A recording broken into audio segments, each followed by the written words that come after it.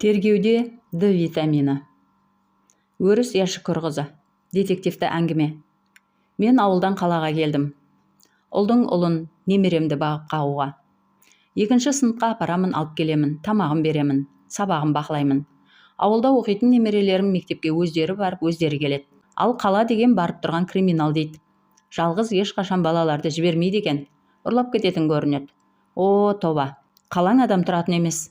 Дегенмен қалада 4 ай тұрып, өте білімді болып ауылыма оралдым. Оны ретімен айтайын. Біз ауылда білмейді екенбіз ғой. D витаминінің дариясына шомылып жүр екенбіз. D витамині алдымен біз сияқты үлкендердің басын ауыртпайды екен. Қалаға келдімде бас ауру деген бәлеге тап болдым. Ұлым дәрігер шақыртты. Олай көрді, былай көрді. Сіздің ағзаңызда D витамині жоқ деді. Ойбай, оны қайдан табам дедім. Күннің көзінен деді. Күн көзінде қаптап тұр. Далаға шығыңыз, қыдырыңыз, серуендеңіз. Все деді. Сөйтіп мен далада күн көзіне қақталатын болдым. Далада отырып, өткен кеткеннің жүрісін бақылап отырғандай болам. Сөйлесетін бір жан болса үштіге. Бәрі қауырт, бәрі тығыз, асығыс. Анда кетіп барады, мында кетіп барады. Қолдарында телефон. Сөйлесіп те барады, ұрсып та барады. Жынды адамдай шексілесі қатып күліп те барады. Осындай күндердің бірінде есік алдынан сәл әрірек орындықта мен сияқты күн көзіне шығып, шуаққа малынып отырған керемет бір әйелді көрдім. Басында аппақ шляпа. Сол шляпаның маңдай жақ бетіне көзіне киген қара көзілдірігі бар екен. Оны шекесінен жоғары түріп тастап, бет жүзін жарқыратып ашып қойған. Желкесінен қырқылған қысқа шашы бар, бидай өңді, дөңгелек жүзді, келбетті әдемі әйел екен. Үстінде қысқа жеңді ақ коптасы. Бұтына да осындай киген ақ шалбары көрінеді. Оның қыры пышақтың қырындай. Өкшесі ортадан сәл биік ақ төпілейінің жарқылдаған моншақтай бір темірі күн көзіне шағылса ма, жалт-жұлт етеді. Жас шамасын айыру қиын. Қаланың әйелдер ауылдың әйелдеріне қарағанда жас көрінеді ғой. Өз жобамша менен кіші 60-65 жастағы әйел. Отырысы ықшам, жинақы. Қасына келе беріп, дәрігердің өзіме айтқаны бойынша, D витаминін жұтып отырсыз ба дедім күлімсіреп. Оған да дәрігерлер солай айтқан шығар, түсінер деп. Иә, дәл таптыңыз. Сіз де сөйтпекші ме едіңіз деп қарсы сұрақ қойды, қасынан әрірек орны қыстырып. Желпіп соққан жел сол әйел жақтан тұрды. Өмірі мұрныма келмеген жұпар иіс танауымды жарды. Мен оны рахаттана жұтып отырдым. Бұл бір қымбат әтір болды ғой. Мұрынды жарып барады дедім ішімнен. Әйел мен сияқты қарапайым емес, өте салиқалы, парасатты, білімді және жақсы қызметтің басын қайырып тастаған әйел ғой деген ойды да ойлап үлгердім. Осы үйде тұрасыз ба деп сұрады ол, менен бұрын жөн сұрап. Мен, жоқ, бұл үйде тұрмаймын. Осы үйде тұратын ұлымның үйіне келдім. Кішкене баласын бағуға, қарауға, ел жақтан. Әйтпесе қала өмірі маған онша ұнай қоймайды. Амал жоқ, тіпті жалғыз қалғандай сезінетінде кез болып жүр. Ол мен келін күн ұзақ қызметте. Түскі асқа да келмейді. Кеш келеді, ерте кетеді дедім, шағынған сияқты болып. Сосын тағы тоқтамастан менен ол әйел сұрап отырғандай. Бұрын осы кішкене ұлды құдағайым қарап келіп еді. Сол құдағиым шіркін-ай алтын адам болатын. Жүректен кетті. Қайтыс болып. Енді мына балаға қарауға менен қолайлы адам болмай, ауыл жақтан келдім. Қалалық болмаған қиын екен. Өз туған немеремде өзіме жөнді үйрен алмай, екеуміз де біраз қиналдық. Немеремді 5 айлық кезінен бастап құдағиым бақты, өсірді. Немерем менен гөрі құдағиды жақсы көреді. Іздейді, сағынып кейде жылайды. Бірте-бірте үйренеді ғой. Тоқтамай зуылдап кетіп бара жатыр едім. Көршім сөзімді бөлді. Салима Жағыпаровна шығар, иә? Сол кісі ме, сіздің құдағиыңыз? Түсіндім. Иә. Білем. Ол кісімен қызметтік жағдайда көп араластық. Қайтыс болғанда барғанбыз. Ал қызы сізге келін. Осы үйде, значит, да? Деді. Сосын барып. Мен 5-ші қабатта тұрам. Я тоже пенсионерка, как вы, деді. Бұл сөз маған кім болмадық. Зейнетке шыққан соң сендейлермен де теңесіп қалдық қой. Қатар отыруға да тура келіп тұр дегенді аңғартқандай болды. Бұдан кейін мен де ол да бір-бірімізге тіл қатпадық. Арада біраз күндер көріспедік. Менің D витаминін жұтатын уақытым азайып кетті. Бір күні есік алдында тағы кездестік. Көрші, сәлеметсіз бе, қалайсыз?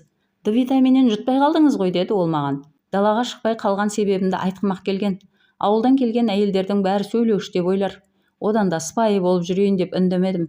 Өзара әңгіме өріс табатындай екеуміздің діліміз, менталитетіміз екі бөлек екенін екеуміз де сезіп жүрміз.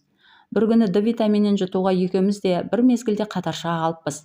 Өстіп отырғанымызда алдымыздан менің көршім құсап, ақ шалбар, ақ кофта киіп алған, денесі ықшам, көрікті бір бойжеткен туфлиін тықылдатып өте берді.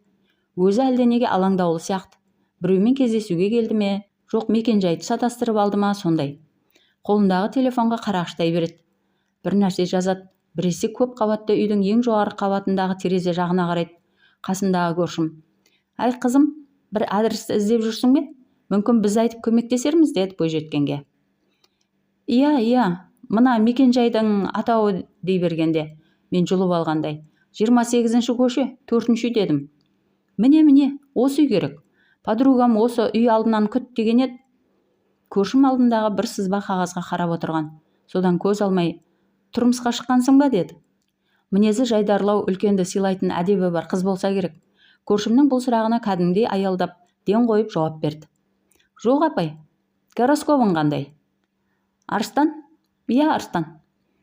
«Қызым, сен кешір, мен как раз жұлдызнама ашып отыр едім. Мүмкін саған керек болады, мен жалғастырсам бола ма?» деді. Жолдас қызын күтіп тұрған бойжеткен көршіме мықтап байланды. «Көрші де қояр емес. Карьера сені күтіп тұр. Тұрмысқа шығасың, ақшаң мол болады, ең бай қалыңдық болғалы тұрсың. Сосын ба? Мына жерде мен дұрыс ашпай қалдым ба?» деп күмілжіңкіреп барып: «Ай, неважно», дей салды. Әдемі қыз телефонмен сөйлесті. Жолдас қызы кешігіп жатқанын хабарлаған болу керек. Қыз оған телефоннан: «Ну ладно, тогда другой раз», деп қалды да бізге бұрылып: «Мен осы үйлердің бірінен пәтер іздеп жүр едім, уақытша тұруға. Маған жұмыс істеп жатқан фирма қызметтік пәтер береміз деп уәде етіп отыр. Егер тездетіп берсе, онда сол 1-2 ай ғана тұру үшін пәтер керек еді. Сіздер бұл жағын білмейсіздер ме? Жолдас қызым бір пәтерді бірге көреміз деген еді, енді кешігіп жатыр. Менімен бірге тұруға қалайсың?» Алдымен маған қарады қыз, содан соң көршіме қарады. «Жалғыз тұрасыз ба, тәте? Кешіріңіз, имя, отчество как?» «Жалғыз тұрам». Қыздың табан астында қуанып кеткенін байқадым. Көршім ол қызды үйді көргің келсе көр деп ертіп кетті. Арада қанша уақыт өтті білмеймін. Көршімнің пәтеріне орналасқан әдемі қыз қызметіне барып келіп жүрді. Менімен сәлемі түзу, үнемі күлімсіреп амандасады. Қаланың адамдары бір-бірімен етене араласпайды екен. Таңертеңнен кешке дейін әрбірінің қызметтері бар. Мен де бірте-бірте бұл тіршілікке үйреніп қалдым. Айлардың қайсысы екені есімде жоқ. Кәсіби мерекелер көп қой. Полиция қызметкерлерінің кәсіптік мерекесі болып, көшеде бір-бірімен кездескен жағалылар бүгінгі мерекелеріңмен деп құттықтап жатты. Дәл сол күні менің осы көршімді бір машина келіп алып кетті. Ал 4-5 сағат өткенде қолында ал-қызыл раушан гүлі бар, тағы да бірнеше коробкалы заттармен полиция қызметкерлері көрші әйелді подъезге алып ішке кірді. Өздері өте көңілді көрінді. Содан бастап ішімнен мен: мына әйел органда істеген әйел екен ғой деп ойладым. Осы оқиғадан соң көп өткен жоқ. Немеремді мектепке ертіп шыққам. Есік алдында топырлаған полицияның қызметкерлері көрінді. Мұны түсіне қоймадым. Мектептен қайтып келе жатқанда полиция мені тоқтатты. «Сіз осы үйде тұрасыз ба?» «Иә. Жоғарыдағы көрші Света Нұралиевнаны білесіз бе?» «Ойбай айналайын, оның аты жөнінің кім екенін білмеймін. Бір әдемі әйел Д витаминін жұтуға далаға шығатын», деппін сасқанымнан аузыма осы сөз түсіп. Екінші полицей қатты діңкілге көшті. «Не айтып тұрсыз, бала құсап, Д витамин несі?» Біріншісі қайта сұрақ қойды. «Мына әйелді білесіз бе, білмейсіз бе?» Қалтасынан бір суретті шығарды. Денем түршігіп кетті. Суретке қарай алмадым. Еденде құлап жатқан көршінің суреті. Айналасы қызыл алақан. Басымды бұрып әкеттім. Құдай, бүйткен қаласы құрысын. Содан мені 2 күннің бірінде полицей шақырады. Сұрақтың астын алады. Бәрі қазақтың жігіттері. Бірақ жүздері өрт сөндіргендей суық, сұсты. Өмірі полицейлермен шаруам болған ба? Олар сұрақты тура мен өлтіргендей діңкілдеп қоя бастайды. «Кәне айтыңыз, сіз ең бірінші сөзді Д витаминнен бастап қалдыңыз. Ол қандай жасырын сөз? Айтыңыз. Сізбен орындықта отырғанда ең бірінші ретте көршіңіз өзге адаммен сөйлескен жоқ па? Айтыңыз. Сіз Д витаминін жұтуға шыққан соңғы күн, қай күн? Айтыңыз. Сонда сіздердің қасыңызда кім болды? Бір қыз болыпты, ұзақ отырыпты. Сол қыз мына қыз ба, жоқ басқа қыз ба?» Пәтер іздеген әдемі қыздың суретін көрсетеді. «Айтыңыз дұрыстап. Сіз сол қызбен байланыста болған шығарсыз. Білдей органның заслуженный қызметкерін өлтіріп кеткен.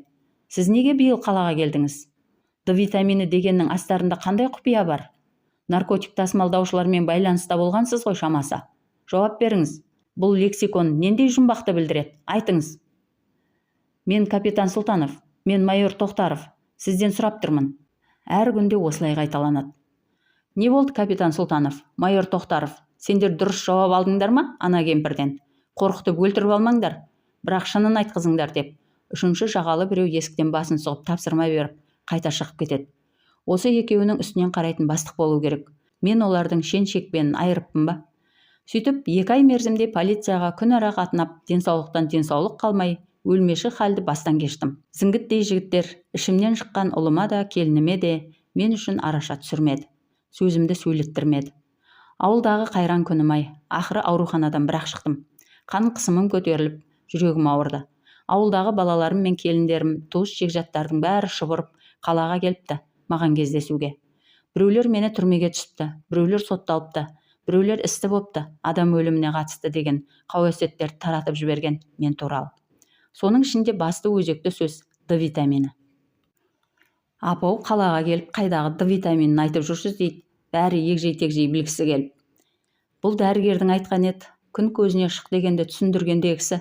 Ең бірінші рет полицей сұрақ қойғанда аузыма Д витамині түсіпті. Бұл сөз өзіме бәле боп жабысты. Полицейлер маған келген дәрігерді де тергепті керек болса. Бастарыңа бермесін. Шешелерің ауылдан келіп, криминалдардың ортасына тап болды. Білмегенімді біліп жатырмын дедім. Кейін белгілі болды. Көрші әйел Света Нұралиевнаны өлтірді деген қыз әйтеуір ұсталған. Ол да бір жерде заң қызметкері екен. Кінәні мойнына алмапты. Қайта бұрынғы ашылмаған қылмыстардың біразын ашып беріпті. Жақыпова Света Нұралиевна органда қызмет еткен кезінде таза қызмет етпеген. Қыздың әкесі Санжар Әнуарбековке наркотик тасымалдады деп жалған айып тағылған. Түрмеге жазықсыз қамалған. Оның сыртында сол Әнуарбековті біреулер түрмеден шықпай өлтіруге бұйрық берген. Ол өзінің өміріне төнген қауіпті сезіп, барлық шындықты, дәлелді айғақты әйеліне жазып қалдырған. Әйелі жалғыз өзі күресе алмаған. Бар ауыртпалықты бір өзі көтеріп, жалғыз қызын заң институтына оқытады. Жоғары білім алдырған. Кейін қыздың шешесін де қастандықпен қолдан апат жасап өлтірген. Әнуарбекова Әлия әкесі мен анасының өліміне қатыстыларды бұлтартпас дәлелмен жазалау үшін бұл істі құпия жеке өзі зерттеген.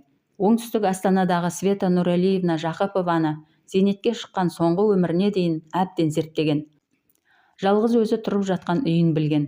Пәтерде тұрушы қыз болып, үйінде 1 апта тұрған. Кіммен жақын араласатынын анықтаған. Қыз Жақыпова Светадан әкесін жалған айыппен неге түрмеге қаматқан бүге шегесіне дейін сұрап анықтаған. Бұл қылмысқа басқа шенді адамдар да қатысты болған. Қыз екеуі ара дауыс жазбаларын видеоға түсірген. Осындай дәлелдер қолына алғаннан кейін қыз әйелді өлтірмей үйден шығып кеткен. Света Жақыпова бұдан кейін өзін масқара айып күтіп тұрғанын біліп, қыз кеткен соң өзіне қол салған. Міне, мен осындай оқиғаның ортасында болыппын. Ойласам денем діріл қағады. Әңгіменің соңы. Оқыған Кенжегүл. Бұл ашылмаған қылмыстың артында қылмысы ашылмай қалған басқа адамдар бар ма, жоқ әлде осы Света Жақыпова өзін өзі өлтірді деп ойлайсыздар ма? Өз пікірлеріңізді жаза кетіңіздер.